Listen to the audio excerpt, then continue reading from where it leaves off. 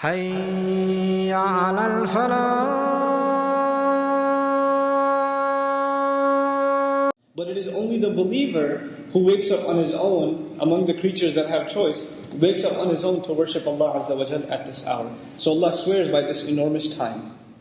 The last thing you should note about this hour, this time, is that according to many mufassirun, أقسم تعالى بالفجر لما فيه من خشوع القلب في حضرة الرب. This is the time of morning in which the heart is closest and most fearful before the presence of their Lord. Why is that? Why is the heart most fearful before Allah at this hour? First of all, because the slave has gotten up at this hour for no worldly reason. You don't have to go to work, you don't have to do any home affairs, you don't have to cook or clean or nothing. The only reason you've gotten up is to stand before Allah Azza wa Jal. No tasks have come up and invaded your mind yet. And so at this time, the heart is in the most aware of the presence of Allah Azza wa Jal. When Allah Azza wa Jal swears by the morning time, what He's alluding to is life after death.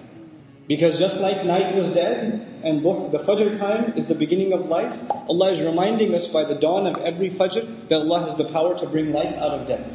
And this is further fortified in a prayer that we make when we go to sleep every night. And when we wake up, we don't even make dua saying, praise be to Allah who woke us up after we were sleeping. Rather we say, أَحْيَانَا بَعْدَمَا أَمَاتَنَا. He gave us life after we had died, right? So we actually allude to our sleep at night with death, and that waking up, which is supposed to be at Fajr time, with life. So this is a reminder actually of resurrection.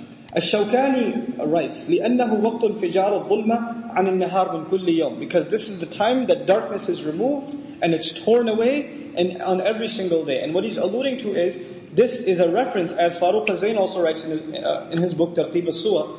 He writes that Allah mentioning Al-Fajr here is not just a reminder of the hereafter, it's not just a reminder of the importance of the prayers, but it's also a reminder of the dawn of Islam itself. Meaning Islam itself is going to manifest in the struggle of the Messenger of Allah sallallahu alaihi wasallam. This is Meccan Quran. Right now everything's dark. There's no victory of Islam. And the future seems uncertain. But Allah has given a guarantee by saying, Wal Fajr, He swears by that morning time. Just like that morning rips through the darkness, this mission is going to rip through the darkness of shirk, and Tawheed will be established in the land.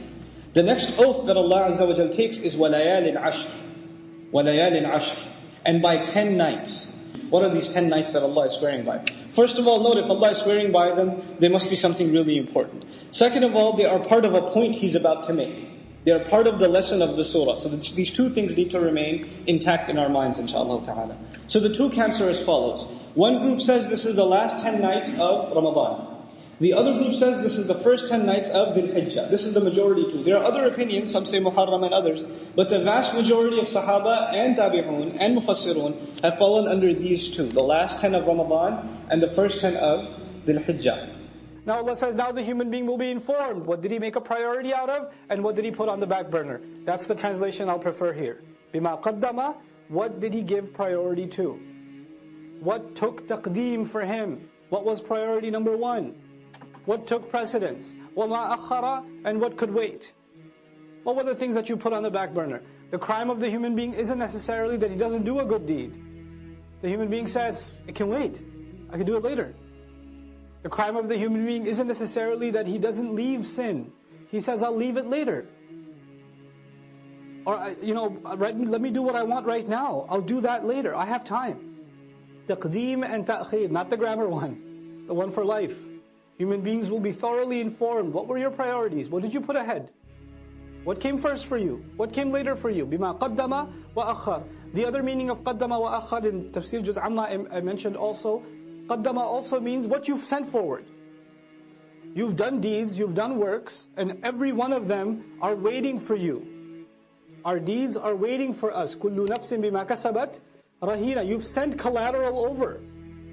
You've sent deeds over for processing. And you're going to meet those deeds on Judgment Day. I don't meet my deeds now, I just do them now. I will meet them then. وَوَجَدُوا مَا عَمِلُوا حَاضِرًا. They're going to be standing face to face in front of their salats. If your salat was lousy, you'll be standing in front of a lousy salat, staring right at you. That's what it's going to be. If you were lying, cheating, backbiting, angry, arrogant, condescending, whatever you were, he's looking right at you in the face. And then you're going to say, Mali hadal kitab. That's the reality of it. Bima qaddama wa akhar. What did he make a priority out of? What did he put on the back burner? This is one of those life-transforming ayat. The human being will be thoroughly informed. This was your priority. This is what you spent time on. This is what you did with your free time. This is what you thought can wait. You had all these dreams. I want to memorize the Quran. What did you do for it? How many seasons of how many TV shows did you watch instead? That was a priority for you. You wanted to memorize. Oh, but it can wait though. Inshallah, one day when my heart is purified, then I shall start. You know? بِمَا قَدَّمَ وَأَخَرَ بَلِ الْإِنسَانِ No. Yes, on that day the human being will be given thorough news, but it's not like the human being's blind now. Rather, the case is that the human being, عَلَى نَفْسِهِ, against his own self, basira, is fully insightful. There is one person that knows so much about you, and nobody else knows about you. And besides Allah, and that's you. You have an insight into who you are, what your flaws are, what your limitations are, what your capabilities are, what your strengths are, what your weaknesses are, what opportunities you avail, what opportunities you get lazy about. You know that about yourself more than anybody else. And you and I decide to lie to ourselves. We just decide we're not going to have an honest conversation with ourselves, and about ourselves with Allah. We don't want to have that honest conversation. For some people, all they want at the end of their life, what is success to them? Maybe I'll own a house. That's success for them. Maybe if I have this much money, that means I have success. Maybe if I got married to this one or that one, maybe that means I have success. But I go back to what I started with. There are some people who are happy with doing just the minimum. Just the minimum. But I am here to tell you, the young people in the audience today, Allah has blessed you, and I am telling you, He expects great things from you. He does not expect the minimum from you. There are so many Muslims, the only thing left of Islam is their name. That's the only thing left. They don't care about salat, they don't care about halal and haram. They're far from this deen. What can I do to further this deen? What can I do I shouldn't just be happy that so many people come and attend Jumu'ah. Does that mean everybody's heart is clean? Does that mean that we don't need any more reminder? Is that what that means? Or are there evils in our society? Are there youth that are turning towards drugs? Are there young people that are just living their life for no purpose? All they do is play video games and watch movies and go to sleep. And if you ask them for a purpose, they say, I want to graduate and get a job. Is that a goal? Get a job? Allah gave us such higher goals. Your job itself is a means to a higher end. But you know what? We are living in strange times.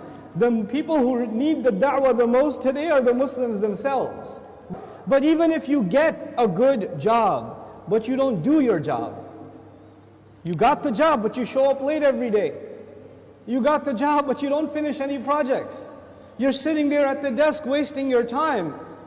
You're going to lose that job. Somebody else will come and do it for you. You will not keep that job even if you qualified. Qualifications are not enough. You have to do the work. Allah Azza wa Jal is giving all of us, He's already qualified us. We are people of La ilaha illallah. We are already qualified. But that doesn't mean we're doing the work.